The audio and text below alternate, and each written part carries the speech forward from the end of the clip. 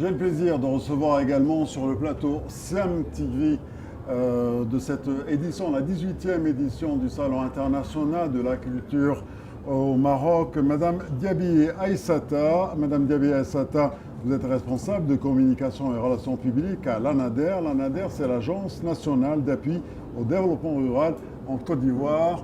Bienvenue Madame. Merci. Merci d'être avec nous en direct du plateau de Siam TV. Alors je voudrais tout d'abord vous demander quels sont les objectifs justement de cette agence nationale d'appui au développement rural? Merci déjà de l'opportunité que vous nous donnez de parler donc de notre agence qui est donc une institution de l'État de Côte d'Ivoire placée sous la tutelle du ministère de l'Agriculture et du Développement rural donc, de ce pays. Nous sommes une institution donc, chargée de l'encadrement des producteurs ivoiriens. Cette institution est représentée sur toute l'étendue du territoire national à travers 7 grandes directions régionales et 57 zones de développement. Et elle emploie 2300 donc, salariés de divers niveaux, 300 techniciens supérieurs experts, 1100 vulgarisateurs donc répartis dans plus de 1300 villages ivoiriens. Notre mission, c'est de porter le conseil agricole aux producteurs, quelle que soit l'étendue de son exploitation, assurer l'encadrement, la formation, le transfert de technologies. Et pour cela, nous travaillons avec d'autres institutions ivoiriennes dans le cadre donc, de la recherche, dans le cadre donc, du financement. Et donc nous sommes au cœur d'un système qui permet à l'agriculture ivoirienne de continuer d'enregistrer les résultats performants qu'on lui connaît en Afrique de l'Ouest. Donc vous accompagnez, Madame, justement également toutes ces coopératives et toute cette participation ivoirienne ici au Siam 2018. Oui, je voudrais déjà dire que notre présence ici au Maroc tient donc sa force de la volonté politique des dirigeants des deux pays, Sa Majesté le roi Hassan Mohamed VI et son Excellence Alassane Ouattara, président de la République de Côte d'Ivoire, qui ont donc lancé une forte coopération sud-sud pour dire au monde entier que les Africains unis peuvent réaliser de très grandes choses. Et nous pensons que le Maroc a rencontré beaucoup de succès à travers donc, le plan Maroc vert, qui est une véritable révolution. Et la Côte d'Ivoire est une puissance agricole en Afrique de l'Ouest. On n'a pas fini de tout apprendre.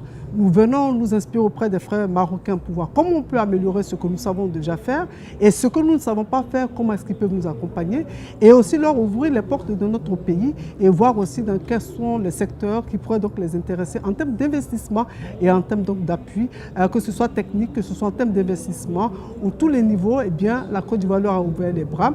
Et c'est pour cela que le ministre de l'Agriculture et du Développement rural de la Côte d'Ivoire a insisté pour que toutes les structures soient présentes ici pour déjà marquer cette volonté politique et puis effectivement aussi être témoins de ces initiatives qui sont prises. C'est dans ce cadre-là que nous avons signé la convention de commercialisation des produits et des légumes et fruits. Et tout cela, ce sont des actes concrets qui nourrissent donc cette volonté politique.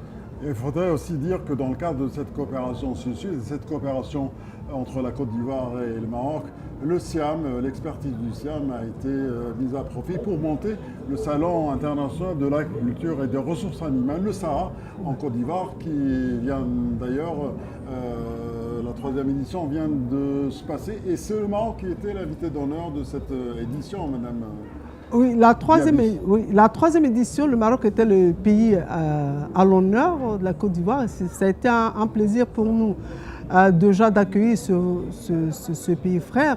Il faut savoir que nous avons été heureux ici de retrouver des techniciens marocains que nous avons retrouvés parce qu'il y a certains techniciens au niveau des lumières et sons qui ont animé mon stand, qui ont monté l'équipement technique de mon stand, le stand de l'ANADER, et donc qui étaient très heureux de nous retrouver. J'ai même été invité à manger du couscous le vendredi, malheureusement, je ne sais pas si je serai là.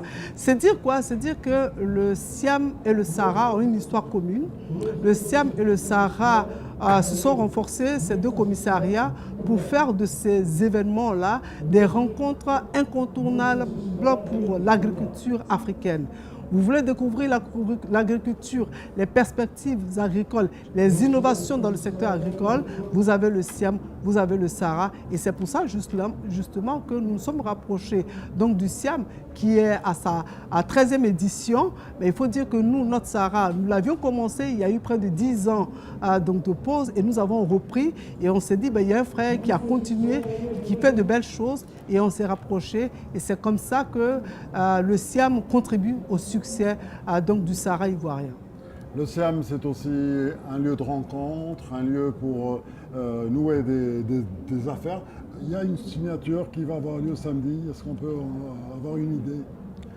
Alors, moi, je vais juste évoquer l'information, mais je pense que le contenu technique sera donc délivré par le collègue M. Okouala. Effectivement, nous avons une convention qui va être, en fait, un contrat, parce que la convention avait été signée en 2016 ici, lorsque nous étions venus.